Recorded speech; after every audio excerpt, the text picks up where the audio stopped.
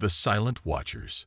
The stars held their breath as Captain Sarah Chen stared at the tactical display aboard the monitoring station Vigilant Eye. 300 alien vessels had appeared at the edge of human space, their sleek forms cutting through the darkness like silver knives. The ships belonged to the Zephyrian Empire, a species that had conquered 17 star systems in the past century. "Captain, incoming transmission from the lead vessel," reported Lieutenant Morrison, his voice tight with tension. Sarah nodded, her dark eyes reflecting the cold light of distant stars. She had been expecting this moment for years. Humanity had always known that their expansion into space would eventually bring them face to face with hostile forces. What the aliens didn't know was that humans had been preparing for this encounter longer than anyone realized. The holographic display flickered to life, revealing a tall, insectoid creature with 4 arms and compound eyes that gleamed like black diamonds. This was Krextal, the infamous war leader of the Zephyrian fleet. His voice came through the speakers like grinding metal. "Primitive humans," Krextal began, his mandibles clicking with what might have been amusement. "I am Krextal of the Zephyrian Empire. Your species has expanded beyond the boundaries we find acceptable. You will surrender your colonies and submit to our rule, or we will take them by force." Sarah remained calm, though her heart pounded against her ribs. Years of training had prepared her for this moment. She activated her own transmission, her voice steady and clear. "This is Captain Sarah Chen of the Earth Defense Command. We appreciate your direct approach, Krextal, but humanity doesn't surrender. We protect what is ours." The alien leader's compound eyes seemed to shimmer with what humans might interpret as laughter. "You speak boldly for a species that has barely left their home system. We have studied your technology. Your ships are primitive, your weapons outdated. We offer you one chance to avoid complete destruction."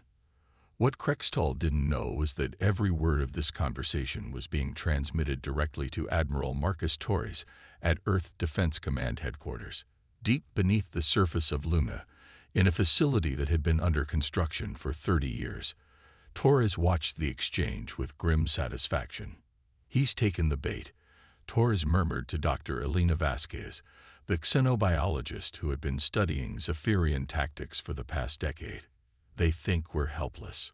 Dr. Vasquez adjusted her glasses, her weathered face creased with years of research. "The Zephyrians are methodical, Admiral. They study their enemies for months before attacking, learning every weakness. But they've been studying the wrong humans. For 30 years, since first contact with the Zephyrian Empire through intercepted communications, humanity had been playing the greatest deception in their history. Every ship the aliens had observed, every colony they had scouted, every piece of technology they had analyzed, all of it had been carefully staged to appear primitive and weak. Meanwhile, in hidden shipyards scattered throughout the asteroid belt, in secret research facilities on distant moons, and in underground complexes on dozens of worlds, humanity had been building something unprecedented. They had taken the best of human ingenuity and combined it with reverse-engineered alien technology captured from conflicts with other species. Back on the Vigilant Eye, Sarah continued the charade. "We need time to consider your offer, Krextal. Surely a species as advanced as yours can grant us 48 hours to make such an important decision." The Zephyrian leader's mandibles clicked again. "You have 24 hours, human. After that, we will demonstrate why resistance is futile." The transmission ended, and Sarah immediately opened a secure channel to Admiral Torres. "Admiral, they've taken the bait completely. Krextal is positioning his fleet exactly where our models predicted." "Excellent work, Captain," Torres replied. "Phase 1 is complete. Are you ready for Phase 2? Sarah looked around the bridge at her crew. These men and women had volunteered for what might be a suicide mission, knowing they would be the first to face the alien fleet. But there was no fear in their eyes, only determination. "We're ready, sir," she said. "Then let's show the galaxy what humans are really capable of," Torres said. Across human space, a transformation began. Ships that had been hidden in nebula for years slowly emerged from their concealment. Space stations that appeared to be simple mining operations revealed themselves to be heavily armed fortresses. Colonies that seemed defenseless suddenly bristled with weapon emplacements that had been buried beneath their surfaces. But the most remarkable revelation was happening in the outer system of Alpha Centauri, where what appeared to be a small asteroid field began to move. The rocks weren't rocks at all. They were ships, hundreds of them, covered in adaptive camouflage that had made them invisible to Zephyrian sensors for months. Commander Jake Rivera, captain of the stealth destroyer Shadow's Edge, watched as his ship powered up for the first time in 6 months. His crew had been living in minimal power mode, their ship appearing dead to any scanning attempts. Now, as the reactor came online and weapons systems activated, Jake felt a surge of pride in what humanity had accomplished. "All stations report ready," his tactical officer announced. "Then let's introduce ourselves to our visitors," Jake said with a grin. On the Zephyrian flagship, Intelligence Officer Vexera was troubled by readings that didn't make sense. Her sensors were detecting energy signatures that hadn't been there before, ships appearing in locations that had been empty space just hours earlier. "War Leader Krextall," she said, her voice filled with uncertainty. "I'm detecting massive ship movements throughout the human system. Their fleet appears to be much larger than our intelligence suggested." Krextall dismissed her concerns with a wave of his forearms. "Impossible. We have been monitoring these humans for months. They barely have enough ships to defend their homeworld, let alone mount any serious resistance." But Vexera's compound eyes were fixed on her displays, watching as dozens, then hundreds of new contacts appeared on her sensors. Ships were decloaking all around the Zephyrian fleet, emerging from hiding places that should have been impossible to conceal such large vessels. "War Leader," she said, her voice now filled with alarm, "we are surrounded." For the first time in his long military career, Krextall felt something he had never experienced before: uncertainty. He looked at the tactical display and saw a sight that defied everything he thought he knew about human capabilities. The primitive species he had come to conquer had somehow managed to position a fleet 3 times the size of his own around his forces without detection. But that wasn't the most disturbing part. The ships surrounding him weren't the crude, blocky vessels his scouts had reported. These were sleek, advanced warships that incorporated design elements he had never seen before. They moved with a precision and coordination that spoke of years of training and preparation. On Earth, in the deep command bunker, Admiral Torres opened a channel to every human ship in space. His voice was calm but carried the weight of history. "This is Admiral Torres to all human forces. Today, we stop hiding. Today, we stop pretending to be weak. Today, the galaxy learns that humanity doesn't just survive. We thrive. All ships, prepare for Operation Thunderstrike." Captain Chen, still aboard the Vigilant Eye, felt a surge of adrenaline as she watched the Zephyrian fleet realize they had walked into a trap.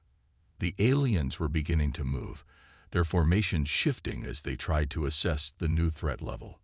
"Captain," her communications officer reported, "we're receiving a transmission from the Zephyrian flagship. Krextall wants to speak with you again." "Put him through," Sarah said.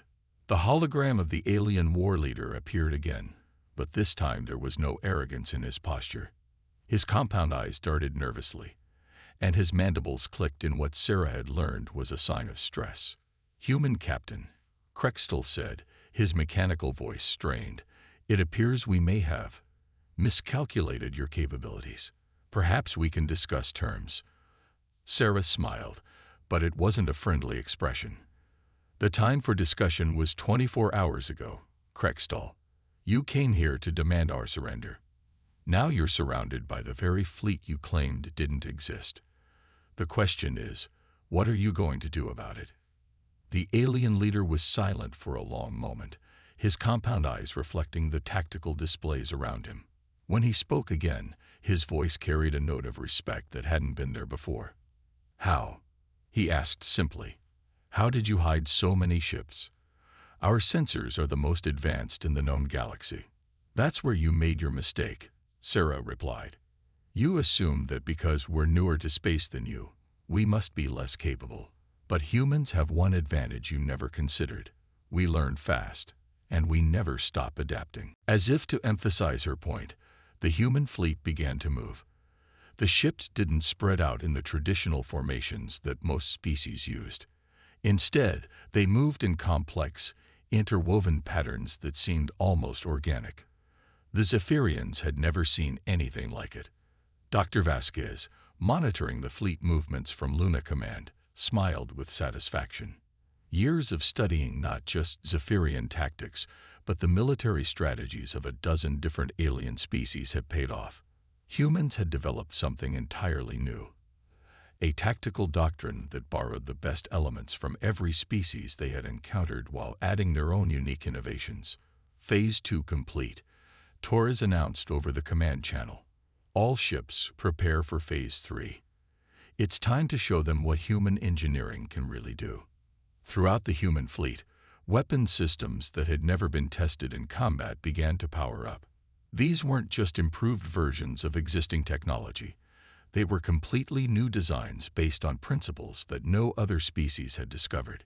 Human scientists had spent decades not just copying alien technology, but understanding the underlying science and improving upon it. The Zephyrian sensors detected the massive energy buildup, and Vexera's voice cracked with panic as she reported to her war leader. "Sir, the human ships are charging weapons of unknown configuration. Power readings are off our scales."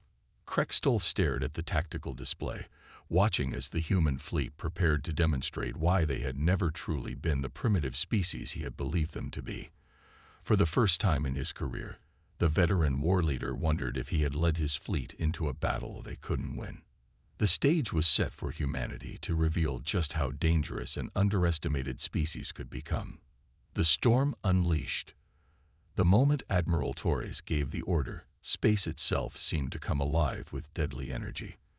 The human fleet unleashed their opening barrage, and the Zephyrian forces discovered that everything they thought they knew about human weaponry was completely wrong. Commander Jake Rivera's stealth destroyer, Shadow's Edge, was among the first to fire. Instead of the particle beams or plasma cannons that most species used, the human ships deployed something entirely different: quantum disruption torpedoes that could phase through shields and detonate inside enemy hulls. Direct hit on the Zephyrian cruiser Blade of Conquest, Rivera's tactical officer reported with satisfaction. Their shields didn't even register the impact. Across the battlefield, similar scenes played out as human ingenuity met alien overconfidence. The Zephyrians had built their entire military doctrine around the assumption that all space warfare followed certain universal principles. Humans had thrown those principles out the window and written their own rules. On the Zephyrian flagship, chaos reigned as Vexera struggled to understand what was happening to her fleet. "War leader, we've lost 7 ships in the opening exchange, but our sensors show no projectiles or energy beams hit them. I don't understand how they're being destroyed." Krextol's 4 arms worked frantically at his command console, trying to adapt his formations to counter tactics he couldn't comprehend. "Human Captain Chen."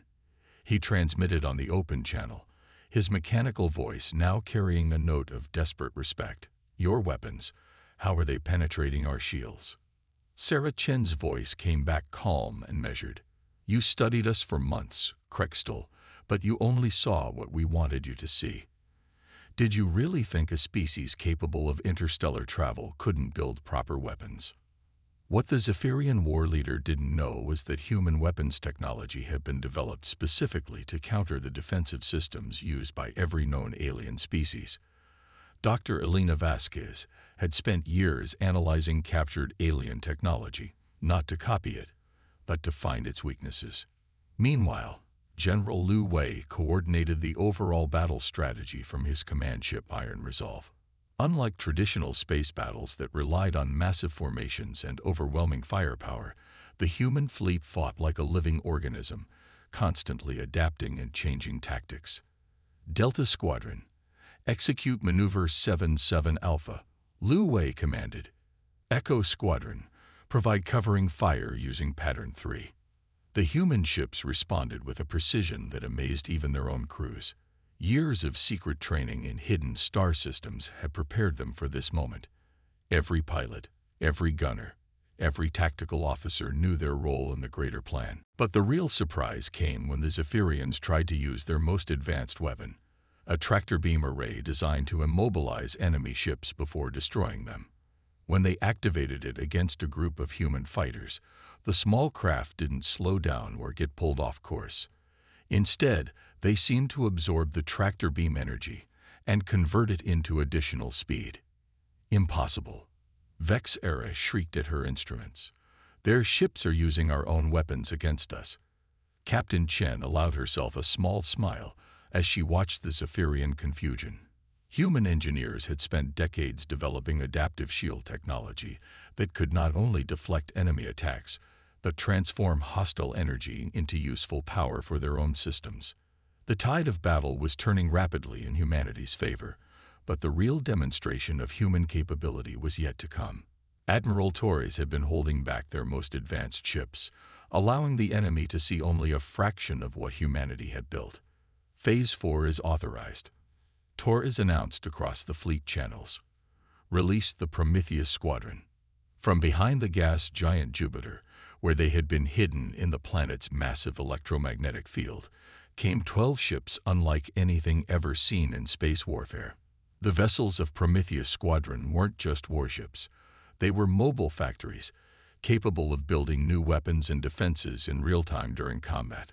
Commander Maria Santos, leader of Prometheus Squadron, watched as her ship's AI began analyzing Zephyrian tactics and automatically designing countermeasures. Torres, this is Santos. Prometheus Squadron is live and learning. Our AI cores are already developing new weapon configurations based on enemy behavior patterns. The Zephyrian fleet, already reeling from weapons they couldn't understand and tactics they couldn't predict, now faced an enemy that was literally evolving during combat. Every shot they fired taught the human eye something new, and every new piece of information was instantly shared across the entire human fleet. Krextel realized with growing horror that he wasn't just losing a battle. He was facing a species that had turned warfare itself into a science of adaptation. All ships, he commanded, his voice cracking with stress, full retreat to the outer system. We need to regroup and call for reinforcements. But as the Zephyrian fleet began to withdraw, they discovered another unpleasant surprise. The human ships didn't pursue in the traditional sense. Instead, they seemed to anticipate every move the aliens made, appearing at jump points before the Zephyrians arrived, blocking escape routes that should have been clear. Commander Rivera's Shadow's Edge materialized directly in front of the fleeing Zephyrian cruiser Star Render, its quantum torpedoes already charged and ready. This is Commander Rivera to Zephyrian vessel. You have 10 seconds to surrender before we demonstrate what human mercy looks like. The alien captain of the Star Render had witnessed enough human surprises for one day. His ship's weapons powered down, and surrender codes began transmitting across all frequencies. Similar scenes played out throughout the system as the once mighty Zephyrian fleet found themselves outmaneuvered, outgunned, and completely outthought by the species they had come to conquer. On the Zephyrian flagship, Vex Era turned to her war leader with compound eyes wide with something approaching panic. Sir, we've lost 60% of our fleet, and the humans haven't even used their heaviest weapons yet. Our intelligence reports were completely wrong. These humans, they're not a primitive species at all. Krextel stared at the tactical display, showing the systematic dismantling of his forces. In 30 years of conquest, he had never faced an enemy like this. Most species fought with either overwhelming technology or desperate courage. Humans seemed to fight with pure intelligence, turning every disadvantage into an advantage and every enemy strength into a weakness. Open a channel to Captain Chen, he said finally, his voice heavy with defeat. Full surrender, all ships. Sarah Chen appeared on the holographic display, her expression serious but not unkind. Behind her, the bridge of the Vigilant Eye hummed with quiet efficiency as her crew monitored the surrender of an entire alien fleet. Krextall, she said, you came here expecting to find a primitive species you could easily conquer. Instead, you found humans. We don't conquer for sport or glory. We don't expand our territory because we enjoy war. But when someone threatens our homes, our families, our future, we become something you never expected. The alien war leader's mandibles clicked slowly as he processed her words. What are you, Captain Chen? What are humans, really? Sarah's expression softened slightly. We're survivors, Krextall. We're learners. We're a species that turned a deadly planet into a garden, that turned tribal warfare into global cooperation, that turned the vast emptiness of space into highways between the stars. And when someone tries to take that away from us, we become protectors. As the last Zephyrian ships powered down their weapons and prepared for boarding by human security teams, Admiral Torres opened a secure channel to Earth Command. Mission accomplished, Mr. President. The Zephyrian threat has been neutralized with minimal casualties on both sides. President Harrison's voice came back filled with relief and pride. Outstanding work, Admiral. What's the status of their fleet? Completely surrendered, sir. We're offering them a choice: prison camps for war criminals, or integration into human society for those willing to live peacefully. Dr. Vasquez believes many of them will choose integration once they understand our actual capabilities and intentions. In the days that followed, word of humanity's victory spread throughout the galaxy at the speed of light. Species that had dismissed humans as newcomers suddenly found themselves reevaluating their assumptions. The Zephyrian Empire, which had terrorized 17 star systems, had been defeated by a species that had been pretending to be primitive.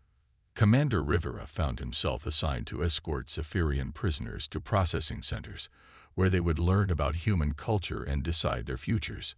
Many of the aliens were genuinely shocked to discover that humans didn't execute prisoners or enslave conquered populations. Your species is unusual, observed Zephyrian Lieutenant Kexeri during one of these transport missions. You defeat us completely, but then offer us homes among your people. Why? Rivera considered the question carefully. Because we learned something a long time ago that apparently other species haven't figured out yet. Diversity makes us stronger. Every new perspective, every different way of thinking, every unique solution to old problems. It all makes humanity better than we were before. 6 months after the battle, the former Zephyrian war leader Krextall found himself in an unexpected position, serving as an advisor to the human fleet, helping them understand other potential threats in the galaxy. His knowledge of alien tactics, combined with human adaptability, was creating defensive strategies that no single species could have developed alone. Captain Chen, he said during one planning session, I must ask you something that has troubled me since our first encounter. How long had your species been preparing for our arrival? Sarah looked up from the star charts they were studying and smiled. From the moment we intercepted your first communications and realized there were hostile forces in the galaxy, we began preparing.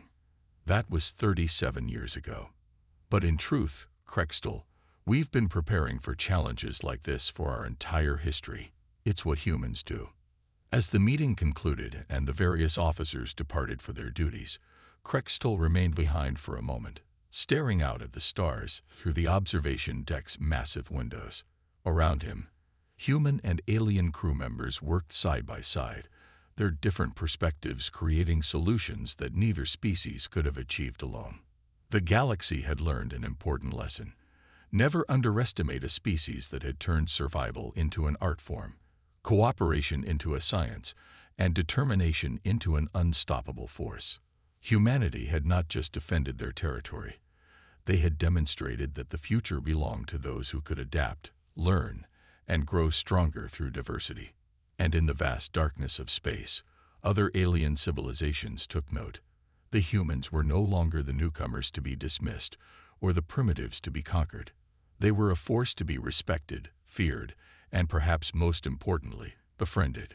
The age of human expansion had truly begun, built not on conquest, but on the simple principle that had guided their species from the beginning. stronger together than apart.